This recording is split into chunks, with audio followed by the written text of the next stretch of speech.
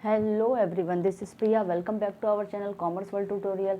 आज मैं बहुत ही इम्पॉर्टेंट चैप्टर स्टार्ट कर रही हूँ। चैप्टर नंबर 3 भी इलास्टिसिटी ऑफ डिमांड।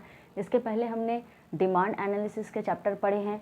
इस चैप्टर को समझने के लिए सबसे पहले आपको डिमांड का चैप्टर पढ़ना बहुत ज़रूरी है। अगर आपने वो वीडियो लेक्चर नहीं देखा है तो उसका लिंक मैंने डिस्क्रिप्शन बॉक्स में दे दिया है, वो आप ज़रूर देखिए। उसको देखने के बाद ही इस चैप्टर को पढ़ना स्टार्ट करना, तभी ये ज़्यादा अच्छे से समझ में आएगा। इसके पहले हमने पढ़ा था कि डिमांड क्या होता है। तो डिमांड क्या होता है, डिमांड का मतलब लॉ ऑफ डिमांड पढ़ा था हमने। लॉ ऑफ डिमांड मतलब कि जब प्राइस राइज होता है तो डिमांड फॉल्स होता है, और जब प्राइस फॉल्स होता है तो डिमांड राइज होता है। ये हमारा लॉ ऑफ डिमांड है। उसी तरह से अब हमें देखना है कि इलास्टिसिटी ऑफ डिमांड क्या है। इन लास्ट चैप्टर हमने क्या पढ़ा कि प्राइस के कम या ज़्यादा होने से या अदर फैक्टर्स की वजह से डिमांड कम या ज़्यादा होता है, ये हमने पढ़ा। लेकिन हमने ये नहीं पढ़ा कि कितना प्राइस कम होने से कितना डिमांड ज़्यादा होता है, या कितना प्राइस ज़्यादा होने से कितना डिमांड कम होता है, यानी क्या परसेंटेज से कम या ज़्यादा होता है किसी अदर फैक्टर्स की वजह से या प्राइस की वजह से, ये हमने नहीं पढ़ा। इसीलिए अल्फ्रेड मार्शल ने इसको प्रॉपर तरीके से और अच्छे से एक्सप्लेन करने के लिए चैप्टर नंबर 3 भी लाया, इलास्टिसिटी ऑफ डिमांड। इलास्टिसिटी का मतलब आप एक याद रखिएगा, रिस्पॉन्सिवनेस। रिस्पॉन्सिवनेस या फिर चेंज बोल सकते हो। कितने एक्सटेंट तक, कितने हद तक डिमांड को अफेक्ट करता है, उसी को कहा जाता है इलास्टिसिटी ऑफ डिमांड। इलास्टिसिटी का मतलब रिस्पॉन्ड करना, कि वो डिमांड को कितना रिस्पॉन्ड करता है। अगर प्राइस या अदर फैक्टर कम या ज़्यादा होता है तो उसकी वजह से हमारे डिमांड पे कितने हद तक, क्या परसेंटेज तक रिस्पॉन्ड होता है। तो आइए देखते हैं concept of elasticity of demand. Elasticity of demand refers to, देखो, degree of responsiveness of quantity demanded to change in its price और एनी अदर फैक्टर। यानी क्या दिया है कि इलास्टिसिटी ऑफ डिमांड का मतलब क्या है कि क्या रिस्पॉन्ड करता है, क्या डिग्री से रिस्पॉन्ड करता है quantity demanded to change in its price और एनी अदर फैक्टर। प्राइस के चेंज होने से या एनी अदर फैक्टर्स के चेंज होने से हमारे डिमांड पे क्या हद तक रिस्पॉन्ड होता है, क्या डिग्री से, क्या परसेंटेज से, कितने एक्सटेंट तक, कितने हद तक जो हमारे डिमांड में चेंजेस होता है, उसी को कहा जाता है elasticity of demand. According to Alfred Marshall ने एक अच्छा सा डेफिनेशन दिया है। थोड़ा सा आपको टफ लगेगा याद करने के लिए, लेकिन भैया ये डेफिनेशन है तो याद तो करना पड़ेगा।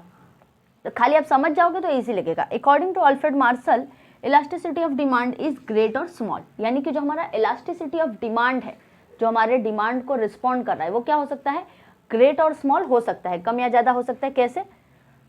According to the amount demanded which rise much और little for a given fall in its price. देखो क्या दिया है कि जो हमारा इलास्टिसिटी ऑफ डिमांड है वो कम या ज़्यादा हो सकता है, किसकी वजह से, जो हम अमाउंट, जो हम डिमांड कर रहे हैं, अगर वो राइज होता है कम या ज़्यादा, यानी राइज होता है लेकिन थोड़ा सा ज़्यादा राइज हो रहा है या थोड़ा सा कम राइज हो रहा है, for a given fall in its price, यानी कि प्राइस के फॉल होने से, एट लास्ट देखो थोड़ा सा घुमा फिरा के लिखा है, लेकिन लिखा वही है जो हमने लॉ ऑफ डिमांड पढ़ा है, कि प्राइस के फॉल होने से जो हमारा अमाउंट ऑफ डिमांडेड है वो राइज होता है। लेकिन इसमें क्या है, राइज तो होता है, ये तो हमने पढ़ लिया, लेकिन मच और लिटिल, कम या ज़्यादा होता है। प्राइस के फॉल होने से थोड़ा सा कम या थोड़ा सा ज़्यादा हमारा डिमांड कम या ज़्यादा होता है। और उसी का फिर उल्टा, for a given price and quantity demanded falls, और क्वांटिटी डिमांडेड क्या होगा, फॉल्स होगा, मच और little, for a given rise in price. और अगर वही उल्टा कि अगर प्राइस राइज होता है तो उसके कंपेयर में, उसकी वजह से, प्राइस के राइज होने की वजह से जो हमारा क्वांटिटी डिमांडेड है वो फॉल्स होगा। फॉल्स होगा, कितना फॉल्स होगा, मच और लिटिल, यानी कम या ज़्यादा। ये मच और लिटिल का मतलब है कि फॉल्स होगा, ये तो हमने लॉ ऑफ डिमांड में भी पढ़ा था ना। यहाँ पे तो हम ये पढ़ रहे हैं कि फॉल्स तो हो रहा है, लेकिन कितना फॉल्स हो रहा है, कम या ज़्यादा, इसीलिए यहाँ पे मच और लिटिल वर्ड यूज़ किया गया है। तो एट लास्ट इसका ये डेफिनेशन का मतलब क्या है ओवरऑल, कि जो हमारा डिमांड है वो क्या होगा, प्राइस के कम होने से थोड़ा सा ऊपर नीचे, और प्राइस के कम होने से थोड़ा ऊपर नीचे डिमांड उसका ज़्यादा हो सकता है, या प्राइस के राइज होने से जो डिमांड है वो थोड़ा या कम फॉल्स हो सकता है। यही है इसका डेफिनेशन। अब 3 टाइप्स के हमारे पास इलास्टिसिटी ऑफ डिमांड दिया गया, ये भी इंपॉर्टेंट क्वेश्चन है। Types of elasticity of demand, तो 3 टाइप्स का इलास्टिसिटी ऑफ डिमांड है। फर्स्ट है इनकम इलास्टिसिटी। अब इलास्टिसिटी का मतलब आप याद रखना चेंज, यानी कि इनकम में चेंज होने की वजह से हमारे क्वांटिटी डिमांडेड में चेंज हो रहा है, इनकम के चेंज होने की वजह से। It refers to degree of responsiveness of change in quantity demanded to change in income, change in income, income के चेंज होने की वजह से। Only other factors including price remain unchanged, यानी कि इनकम इलास्टिसिटी का मतलब क्या याद रखना है आपको, कि जो हमारा डिमांड है वो चेंज हो रहा है, किसकी वजह से, इनकम के चेंज होने की वजह से। मतलब आपका इनकम बढ़ गया तो कोई भी प्राइस कम हो या ज़्यादा हो या अदर फैक्टर्स कुछ भी आपके डिमांड को अफेक्ट नहीं कर रहे। क्यों? क्योंकि आपका इनकम बढ़ा इसलिए आपने अपना डिमांड बढ़ा दिया, या आपका इनकम कम हुआ इसलिए आपने अपना डिमांड कम कर दिया। तो इनकम इलास्टिसिटी का मतलब क्या है कि इनकम के चेंज होने की वजह से आपके डिमांड में चेंज हो रहा है। अब उसका आपको फॉर्मूला दिया है EY, यानी कि Y का मतलब यहाँ पे इनकम, यानी इलास्टिसिटी ऑफ इनकम का फॉर्मूला क्या है, percentage change in quantity demanded upon percentage change in, sorry यहाँ पे इनकम होगा, percentage change in income, percentage change in quantity demanded upon percentage change in income. उसको हम सिंबॉलिकली कैसे लिख सकते हैं, EY is equal to percentage, ये जो डेल्टा यहाँ पे इसका मतलब है change in quantity demanded upon change in income. Y मतलब मैंने आपको क्या बताया, इनकम। सेकेंड पॉइंट है cross elasticity. Types of elasticity में इनकम इलास्टिसिटी पढ़ा हमने। सेकेंड पॉइंट है क्रॉस इलास्टिसिटी। क्रॉस इलास्टिसिटी का मतलब आपको याद रखना है सब्स्टिट्यूट। क्रॉस का मतलब आपको याद रखना है सब्स्टिट्यूट। अब सब्स्टिट्यूट का मतलब क्या होता है, सब्स्टिट्यूट का मतलब होता है कि किसी एक प्रोडक्ट के ऑप्शन में जब हम दूसरे को चूज करने लगते हैं। एग्जाम्पल, जैसे कि चाय और कॉफ़ी 2 प्रोडक्ट बिक रहा है। मोस्टली हम कॉफ़ी पीते हैं, चाय 5 रुपए की, कॉफ़ी 10 रुपए का है। सडनली क्या हुआ कि चाय का दाम वही है, चाय 5 रुपए का ही मिल रहा है, लेकिन कॉफ़ी 20 रुपए का हो गया, 10 के बजाय 20 का हो गया। अब हम इतना अफोर्ड नहीं कर सकते, तो हमने भी क्या किया, चाय पीना स्टार्ट कर दिया। क्यों? क्योंकि एक के प्राइस में चेंज होने की वजह से दूसरे के डिमांड में चेंज होता है, उसी को कहा जाता है cross elasticity of demand. It refers to change in price of one commodity, change in price of one commodity due to change in price of other commodity. ये क्रॉस इलास्टिसिटी ऑफ डिमांड क्यों हो रहा है, क्योंकि एक के price में change होने की वजह से दूसरे के डिमांड में चेंज हो रहा है।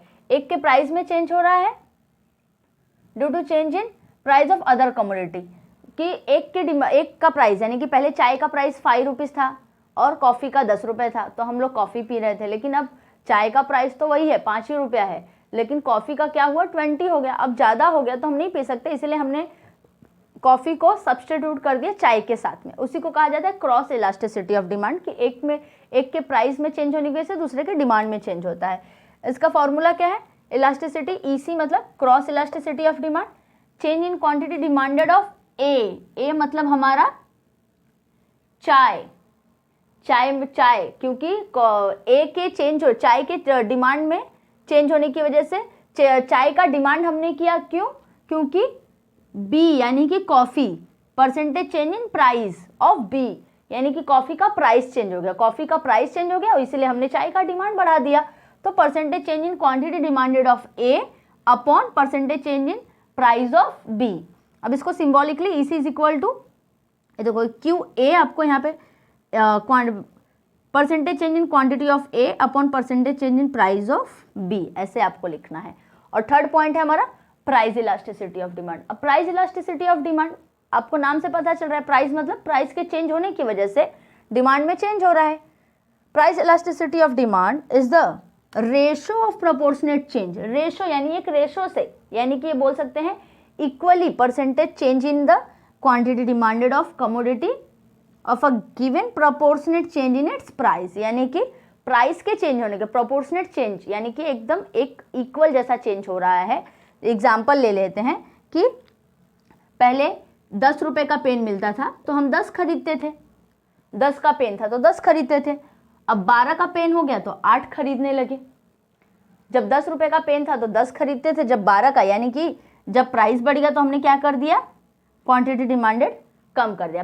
प्राइस के चेंज होने की वजह से डिमांड चेंज हो रहा है। तो फॉर्मूला क्या है, ED elasticity of demand is equal to percentage change in quantity demanded upon percentage change in price, यानी कि प्राइस के चेंज होने की वजह से हम अपने डिमांड में चेंज कर रहे हैं, उसी को कहा जाता है प्राइस इलास्टिसिटी ऑफ डिमांड। यहाँ पे आपका ये types of elasticity of demand खत्म हुआ है। फर्स्ट है इनकम इलास्टिसिटी ऑफ डिमांड, आपको शॉर्टली याद रखना है, इनकम के चेंज होने की वजह से डिमांड में चेंज हो रहा है। दूसरा cross elasticity of demand, cross का मतलब होता है सब्स्टिट्यूट, एक प्राइस के प्राइस में एक क्वांटिटी के एक या एक कमोडिटी के प्राइस में चेंज होने की वजह से दूसरे कमोडिटी के डिमांड में चेंज होता है। और तीसरा प्राइस इलास्टिसिटी ऑफ डिमांड, यानी प्रोपोर्शनेट चेंज होता है, प्राइस में चेंज होने की वजह से डिमांड में चेंज होता है, इसी को कहा जाता है प्राइस इलास्टिसिटी ऑफ डिमांड। यहाँ पे आपका ये types of elasticity of demand खत्म हुआ है। आई होप कि आपको समझ में आया होगा। कुछ समझ में नहीं आया होगा तो आप मुझे कमेंट कर सकते हैं। इसके बाद नेक्स्ट लेक्चर में मिलते हैं types of price elasticity of demand के साथ, जो कि बहुत ज़्यादा इंपॉर्टेंट क्वेश्चन है। अगर आपको वीडियो पसंद आया हो तो लाइक, कमेंट, सब्सक्राइब करना ना भूलिएगा। Thank you.